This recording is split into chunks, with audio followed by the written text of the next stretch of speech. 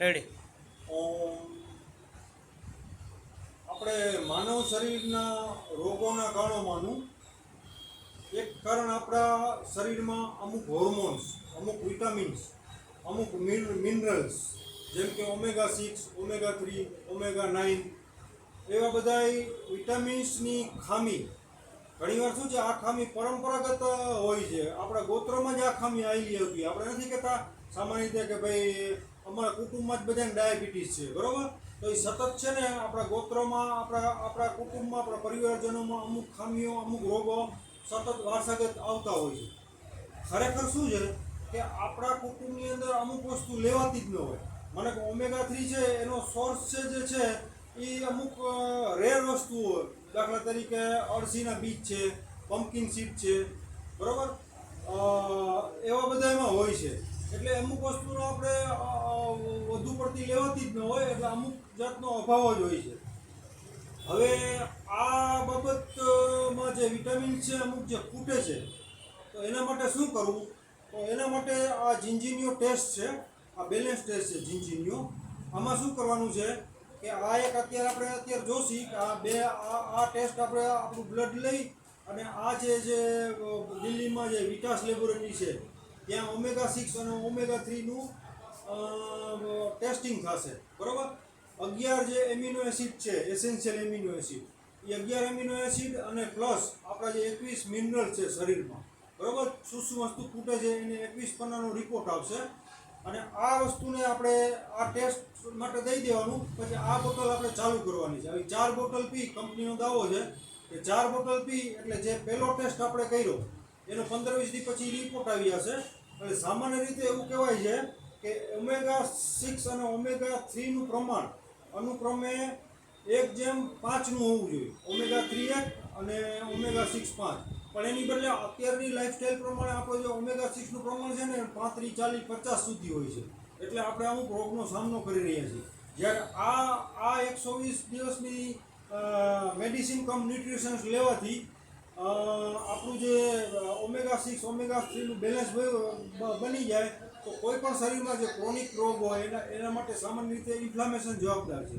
તો આ ઇન્ફ્લામેશન પણ નાબૂદ થઈ જાય શરીરમાં અને વ્યક્તિ એકદમ તંદુરસ્ત બની શકે. અને બધા રોગો જે લાઈફસ્ટાઈલ રોગો છે, જેમ કે ડાયાબિટીસ છે, બ્લડ પ્રેશર છે, થાઇરોઇડ છે, બરાબર, કોન્સ્ટિપેશન છે, હાર્ટ બ્લોકેજ છે, મગજના પ્રોબ્લેમ છે, બરાબર, એ મોટા ભાગના છે ને ક્યોર થઈ જાય. અને પછી આપણે 100 દિવસ, 20 દિવસ પછી આ ટેસ્ટ આપણે પાછો કરવાનો છે બીજો, બરાબર.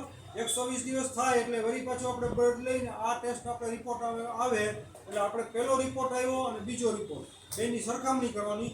એટલે લગભગ આપણે જે સૂચના આપી હોય એ પ્રમાણે આપણે પાલન કરી તો લગભગ આપણે આ બેલેન્સ ટેસ્ટમાં જે આપણા મિનરલ્સ જે ખૂટે છે, અમુક ગોત્રથી ખૂટે છે, અમુક કુટુંબથી ખૂટે છે, એ બધાય આવી જાય અને રોગ ક્યોર થઈ જાય. તો હવે આપણે જોશી કે આ બેલેન્સ ટેસ્ટ આપણે અત્યારે કરી છીએ આપણે, કે ભાઈ જે બ્લડનો ટેસ્ટ છે સામાન્ય, એ આપણે જોઈ છીએ, બરાબર. એના માટે જે આ જે કંપનીનું છે એ આ બેલેન્સ ટેસ્ટ છે. આખું સીટ, આખું પરબડિયું બધું સાથે જ આવે છે, બરાબર.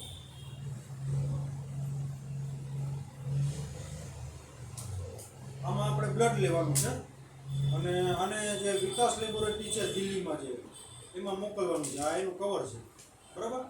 હવે આ મેં બરાબર છે ને અત્યારે હું સાબુથી હાથ ધોઈ નાખ્યા છે વ્યવસ્થિત, બરાબર.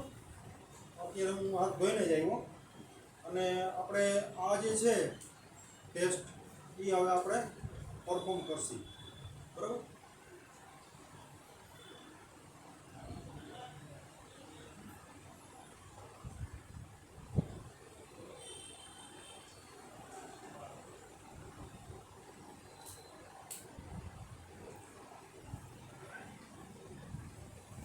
હવે આના માટે છે ને આપણે થોડોક હાથને છે ને આવી રીતે એક્સરસાઇઝ આપવી પડશે.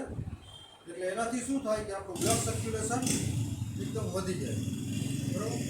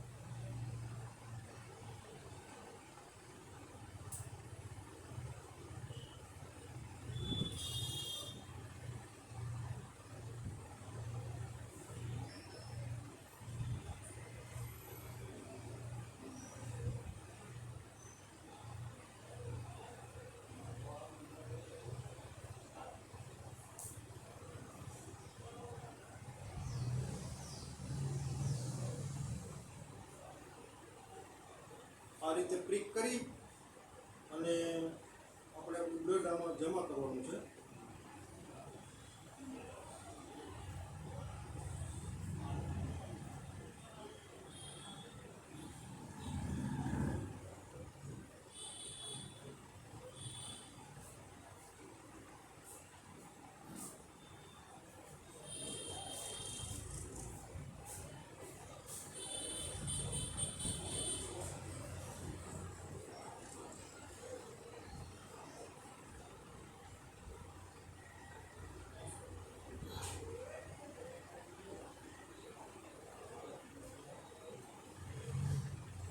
આ એક ડ્રાય થઈ જશે થોડીક વારમાં હમણાં બ્લડ. પછી એને પરબીડેમાં નાખી જે સાથે જ આવ્યું છે બરાબર, એમાં ટિકિટ સાથે છે તો ત્યાં આપણે મોકલી દેવાનું.